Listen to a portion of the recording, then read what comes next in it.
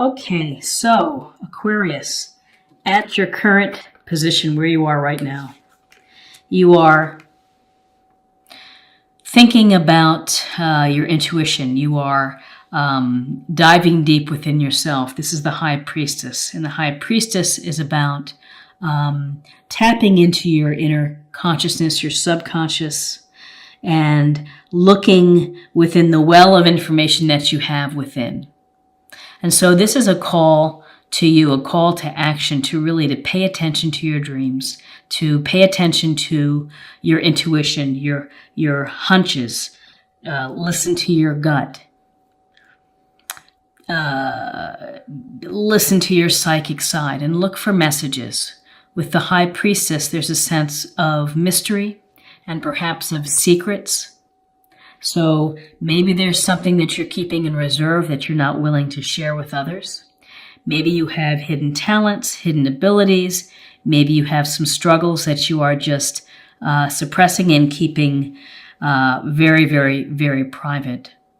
So when we see the High Priestess in a reading, it's a suggestion to be passive, to take time out of your busy schedule and to meditate, to reflect, maybe to pray, maybe to go for a walk, but there's a sense of just being and listening to your inner guide, trusting your instinct, and looking below the surface. Often the most interesting things and the most depth that we have are what we keep to ourselves.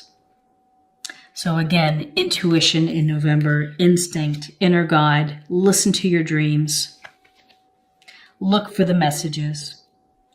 What's crossing you is the Knight of Cups. And this Knight of Cups is dreamy. He is intuitive. He's loving, romantic. Maybe not the best person for follow-through, but his heart is in the right place. And so this Knight, the Knight of Cups, is Cancer, Scorpio, or Pisces. And so perhaps you're going to be meeting someone, going on a date, having someone within your circle, someone youthful. It also could be energies that you would benefit from, of perhaps being more of a romance person, someone who is really generous with spirit.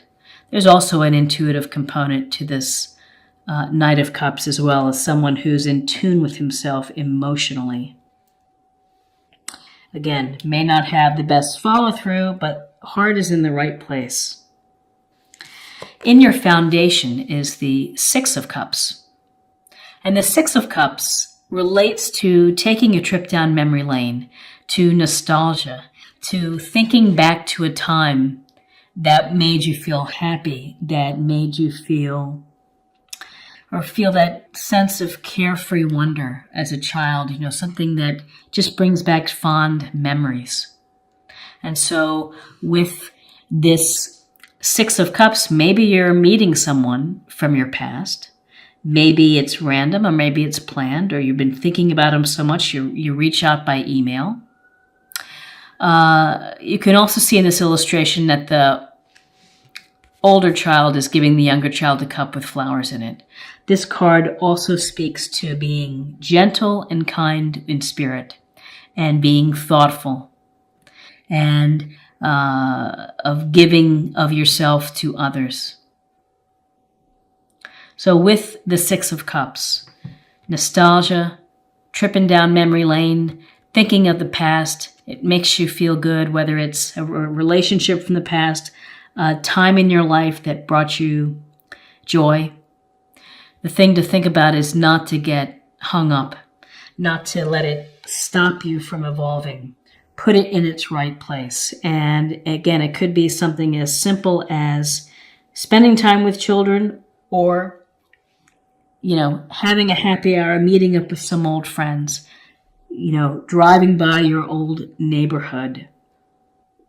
So, interesting for your foundation. In your recent past, we have the Lovers. And these lovers are kind of, they're just open. Look at their position of how they're standing. It's very open and it's very trusting. And so when you meet someone who is a potential serious relationship, deep love, respect, harmony, when you are able to be yourself and when you're able to be honest and open and receiving love, this bodes well that this is the potential for a strong relationship, a favorable, positive relationship, romantic, passionate. Certainly could be that. We have the Knight of Cups. Maybe you're going to be having a relationship here with a water sign, Cancer, Scorpio, Pisces. Lovers is Gemini. But with the lovers, there's a sense of a decision that something is going to be making you think about where it's going. Could be that maybe you're going to go from dating several people to dating just this person and making it exclusive. This doesn't have to be romantic. It could also be a very close bond of friendship, a relationship with a business person. It's just someone that you really click with and that you understand and that you enjoy spending time and working with. So this relationship has potential from emotional depth and emotional depth and spiritual and physical connection. You just are enjoying each other's company. What is crowning you is the Four of Swords. And in this illustration, we see our warrior laying down on the slate or on the slab of marble, sword below, swords above. And this is a time for you that you're going to have to think about in November, Aquarius, of taking a moment away from your situation so that you can rest, so that you can restore, recover, and you can come back perhaps fresh to a situation, that you can look at it from a new perspective.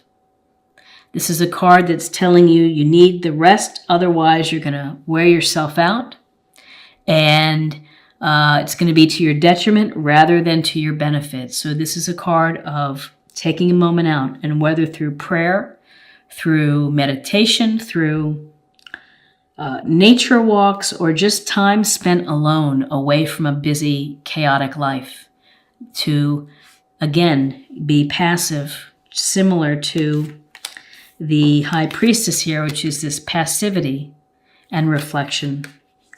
The passivity here, and then it's going to restore your energy to go back into the situation. It doesn't mean that the situation is going away. It just means that you are giving yourself appropriate rest and recovery. In your near future, we have the Nine of Swords. The Nine of Swords has been coming up in quite a few of these readings. This is a card of worry, of anxiety, maybe of guilt, of insomnia. And you get a sense here that it's just waking up at night, dreading and thinking about the situation. It can lead to hopelessness, can lead to sadness. So you have to find a way to minimize this stress.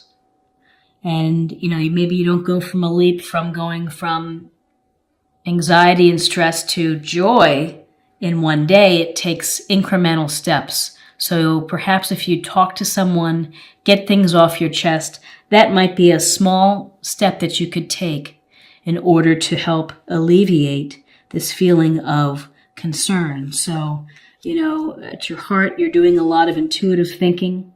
You have this Knight of Cups within your midst who's either bringing you an offer of dating, relationship, and emotional connection. You're thinking of the past, and maybe this Knight is someone representing a past love. Because this whole little thing here is about love. And the Six of Cups, nostalgic over love, this Knight coming in, the lover sign of making decisions, of having a significant emotional connection with someone. And then the Four of Swords is maybe needing a break and having just to kind of restore and to recalibrate, to think of things. And then you have the Nine of Swords. anxiety. You could be worried about the night. You could be worried about exes. You could be worried about the relationship and hoping it's going to go one way, hoping it's going to go your way. So where you are right now is the Two of Wands.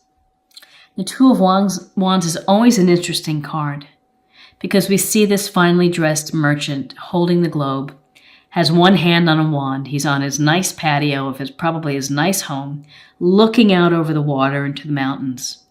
Looks like he's contemplating. He's contemplating choices. And again, decisions come into play when we see twos. And this fire sign, Aries, Leo, Sagittarius, this Two of Wands is about making the decision to follow your passions, your desires, to create, to build something new, even to travel, to take trips. You're weighing that. And maybe you're thinking of moving on. Maybe you're thinking of moving on from a relationship. Maybe you're thinking of moving on from a career. But these are things that you're just thinking about and ultimately will require a decision. It also could be exploring into, it's making a decision to explore and deepen a relationship, of taking that risk, of taking that chance, of leaving. Sometimes it's leaving the safety of singledom and moving on as a couple. That's a big decision in life. And again, in your environment, we have another two card. We have the Two of Pentacles, and this is about juggling. And it's about finding balance in a busy, chaotic life. Often this suggests paying attention to your finances, that somehow you're trying to juggle your finances and keep track of everything. But I have a sense of between your sense of intuition in yourself, your worry, and relationships, that you are trying to find the balance. You're trying to make a decision. Sometimes this Two of Pentacles in a shade meeting can relate to someone who's juggling relationships. And with this offer of what's crossing you, this Knight of Cups, and with this potential of nostalgia of maybe someone from your past, maybe there's a sense of juggling there and making decisions. You might have a decision about who you want to be with. The good news is in your hopes and fears, you have the Ace of Swords. And this Ace of Swords relates to clarity, clear thinking, clear communication, looking at an issue objectively rather than emotionally. So you're using reason to work through your situations. So this is a gift or a blessing from the universe. You can see the universe is just handing you that sword. Slice through the nonsense, slice through the issue, look at all sides of the issue before making a decision. Use your objective powers before you make a choice of who or what you're going to do. And these twos are very powerful right within here. Two twos, and then this Ace of Swords is to be very mindful of what you sign, what you say, how you deliver the message. Are you going to be coming off blunt, or are you going to, just state the facts? And I think that that's important because in your outcome we have Justice. And justice is about karma. It's about examining your past actions and kind of tallying up of how you've gotten there. There's an awful lot of cause and effect with Justice. And Justice, she's also holding a sword. And it has the scales of justice here. When this turns up in a reading, we may find that we've been treated unfairly, and that something in here is going to be an unfair situation. You may be the person also who is not being fair. I have a sense, though, that, this is all related to, your decisions, and you're going to be thinking a lot about people and their actions and how they interact with you. And if you're in a relationship that is causing you worry and stress, you've got to do something about it. Relationships should be sources of joy. This decision making with the lovers, with an ex or with the past popping up, the potential offering of a romantic, dreamy person, and then you have these choices here of juggling your life. Everything, the money, the responsibilities, the relationships, finding the balance, and it's exhausting. It's exhausting having to juggle. Causes stress. And then this Ace of Swords comes in and it's like saying, here, you need to cut through this nonsense. You need to make a decision. You need to make a fair decision when it comes to your relationship. And the only thing that I'm getting is that if you're seeing someone and if you don't feel it's exactly right, then be honest with that person, because you're not helping yourself. You're not helping yourself and you're not helping them. So this is an interesting reading because it's really choices and relationships and how we approach them intuitively, in addition to needing objective thinking and fairness, of bringing in the issue of fairness and how you make decisions. So let's deepen the reading. Let's take a look at love a little bit more. Oh my goodness. The past. Though through the power of love, you release any stagnant situations or energy in order to transform your heart space. And that really does give us more information. It gives us more information when it comes to the Six of Cups. You might be hung up on someone from your past that is not allowing you to get to a great, healthy relationship that has emotional connection, emotional consequences of a long-term relationship. And this being stagnant and being stuck with someone from the past causing you to worry. I think your choices are relating to who you need to pick, and to be fair. Be fair to yourself. Be objective. Be clear in your thinking. Think of the reasons and think of the areas of your life that will make you happy and that will be satisfied from a relationship. Make a checklist. And does the person, whoever you're picking, does it reflect that list? Or the qualities that they have and that they bring to the relationship on that list? So let's close the reading and pick another theme card, or perhaps a practice area card.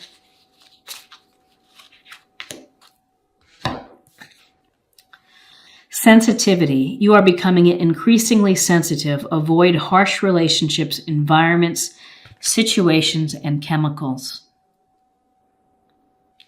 Well, sensitivities goes right to the heart of the High Priestess. Intuitiveness, trusting your gut, listening to your psychic self, your dreams, your inner voice. Sensitivities is being loving and kind in relationships. It's also taking the best of this card, which is not being hung up on the past, but it's being gentle and considerate and kind to all. Sensitivities of justice, of fairness, of equality, saying and doing the right thing.